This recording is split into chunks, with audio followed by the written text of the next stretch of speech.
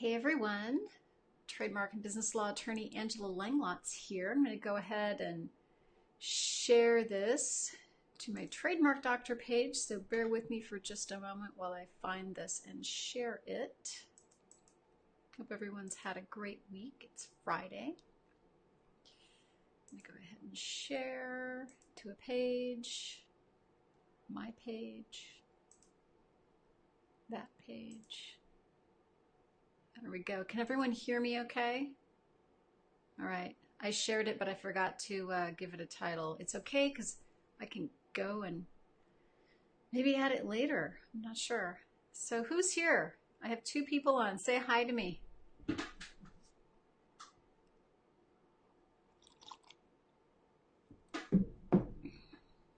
I have no comments so far.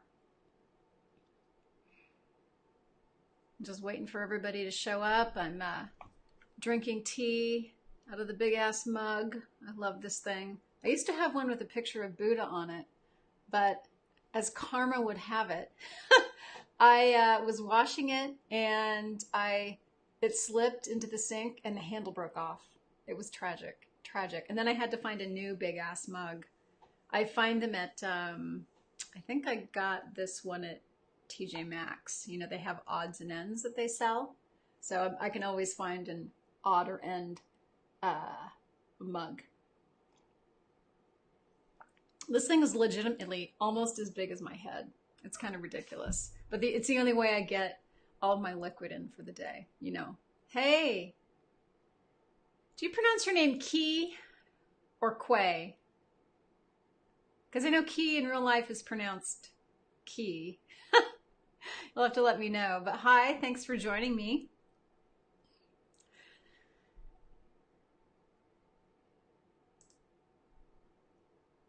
Glad you're here. If you have any trademark questions, go ahead and type them into the comments because I'd love to answer them. Today, I am going to be talking about whether or not you can register a logo as a trademark. Second one, Quay. Okay, fair enough. Fair enough. Rhymes with way. I'm sure you get that question a lot though, don't you? When you have a name that's, I'll just say non-standard.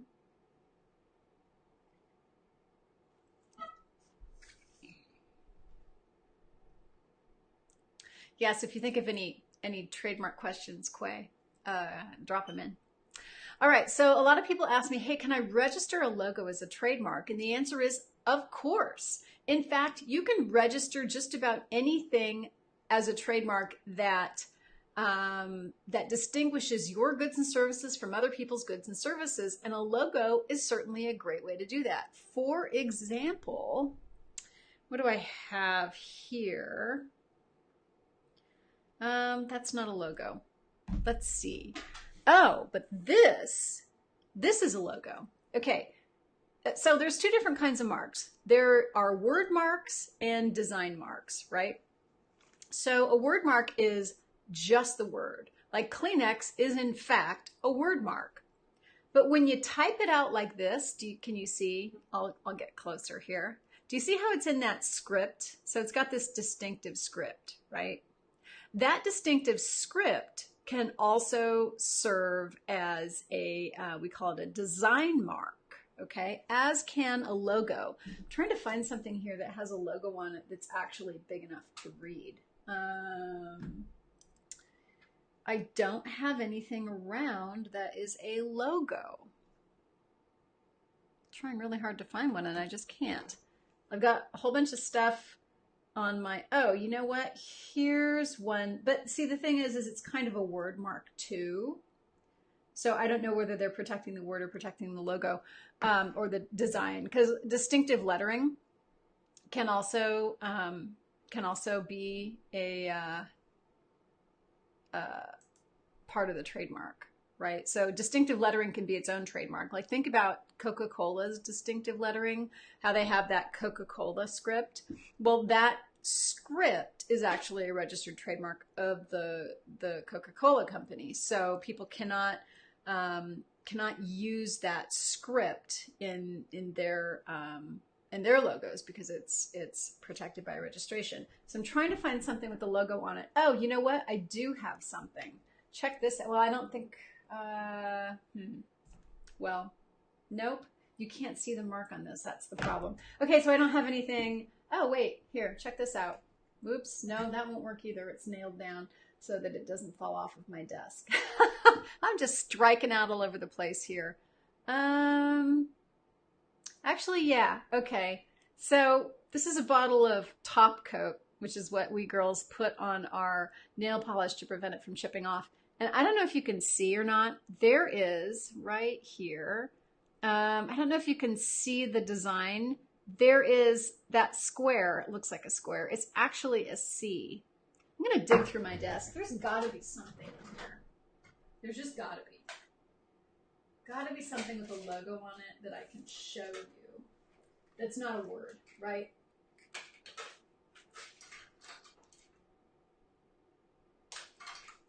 I'm just coming up.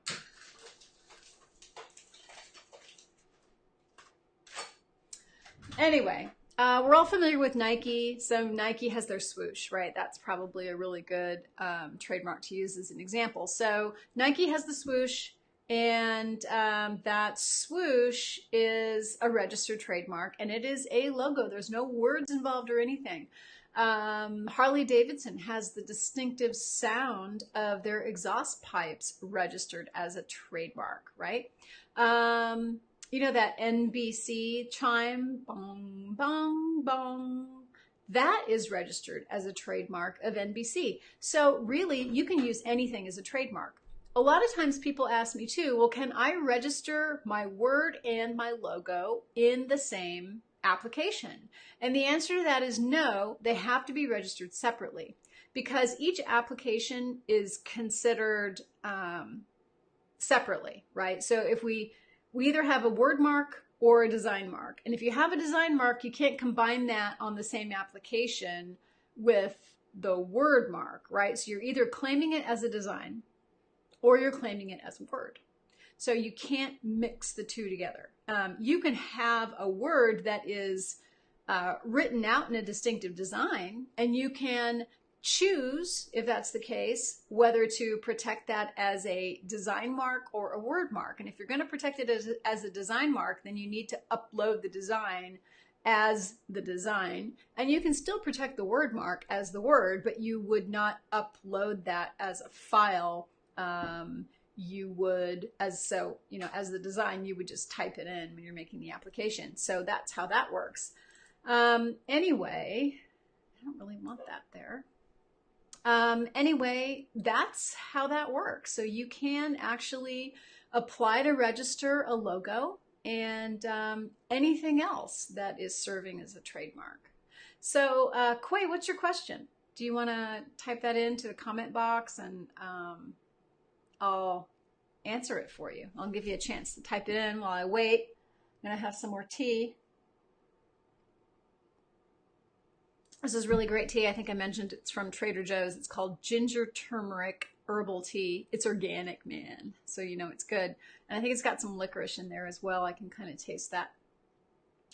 But anyway, hope everyone's got really nice weekend plans. I think I'm going to have brunch with friends on Sunday. And my boyfriend and I are going to hang out. Maybe we'll go to a museum. I think I'm going to cook us dinner tonight. That'll be nice.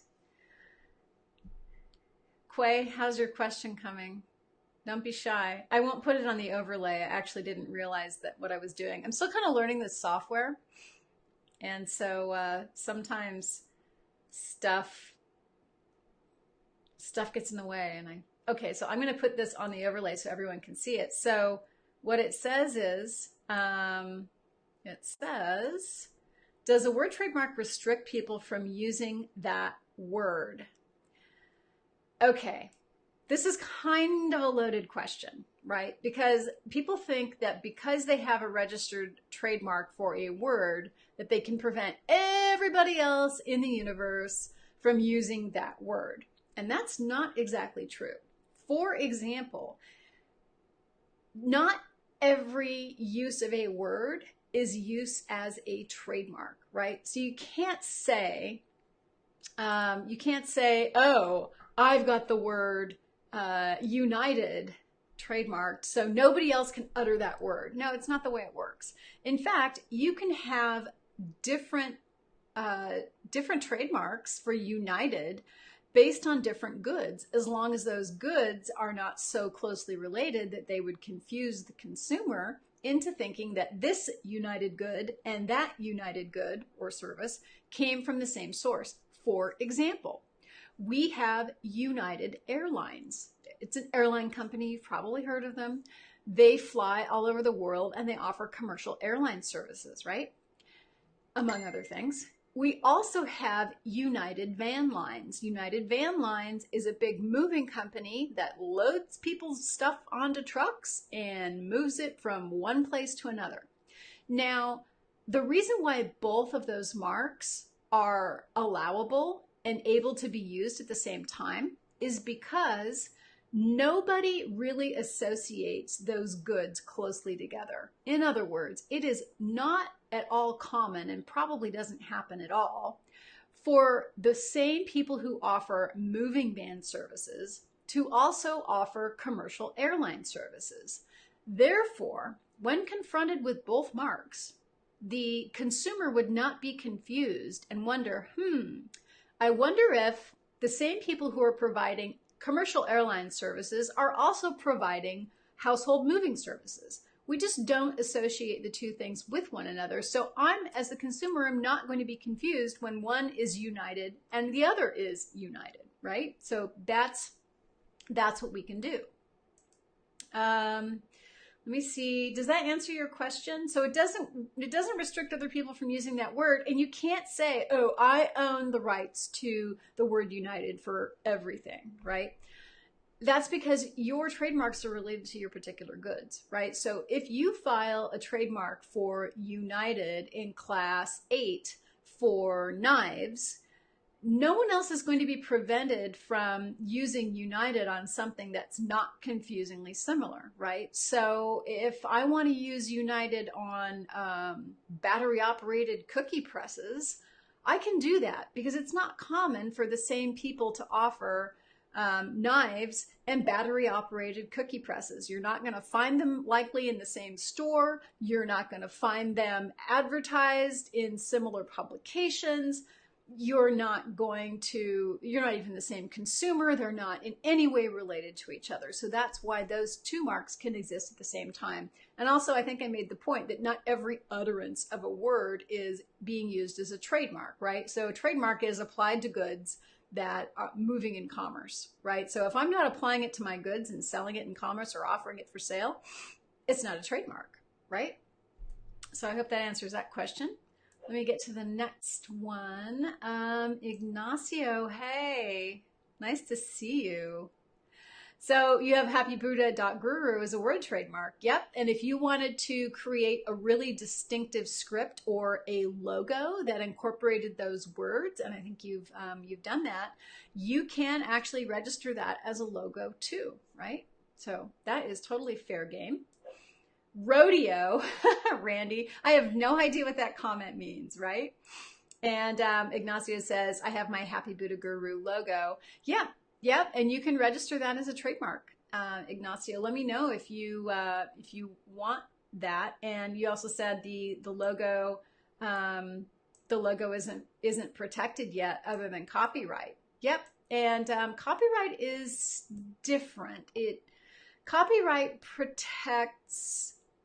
Oh, so this is where there's a little bit of like intersection between the different types of intellectual property. So you have the right to that design, Ignacio, but a trademark protects the right for you to use it exclusively in commerce. So if somebody wanted to design something similar and register that as a trademark, they could do that. They just don't have the right to copy your design, right? So if they wanted to copy your design and register it as a trademark, they would be violating your copyright, but they wouldn't necessarily be violating your trademark at least not your registered trademark, unless you had it registered. They may be violating your common law trademark rights, but you'd have to sue in state court to defend those. And you would have to prove, among other things, that you're the first user and that you're the owner of the mark and that no one, that you actually have rights to the mark. So I encourage you to register your logo. That sounds like a pretty good thing to do if you care about using that. All right. Randy, oh, you're going to the rodeo this weekend. Okay, I get it. I hope you have fun at the rodeo. I'm not going to the rodeo this weekend. Okay, so does anyone else have any questions? Fire away. I will answer them all since I'm already here. And I love it when people ask me questions because Ignacio, your question gave me an idea for another video. So when people ask me questions, they are doing me a favor because that way I have more stuff to talk about. And you're so welcome, Ignacio. He just said thanks. I really like doing these lives. I'm having a lot of fun with them. I know some people don't like video and they feel nervous on camera, but I kind of like it. I kind of like being on video. It's a great way to connect with people, and people kind of get a feel for maybe what it's like to work with me. As an attorney, I'm kind of not your traditional stuffy attorney. So I have a lot of fun with my clients and I really like them, and I'm always interested in the new things that they're doing, and it's really kind of fun to brainstorm new stuff with them, and we have a great time. We really do. So does anyone else have any questions? Anything? You can ask me, as my law school professor Jack Badansky used to say, ask me any questions. Any questions? All right, well, if no one has any more questions, I will be, if you think of any more that you want to ask me, I am here weekdays at 1 p.m. Central, 2 p.m. Eastern, noon Mountain, 11 a.m. Pacific. If you want, I'm committed. I am committed to doing these every day because I just think they're fun and people like them. So thank you so much for joining me, everyone. And I hope you all have a wonderful day. And if you get a chance, go over to my Facebook page, Trademark Doctor, and like my page and follow me, and you'll get notified when I go live so you won't miss any exciting episodes of my live videos. All right, so everybody have a great weekend and take care.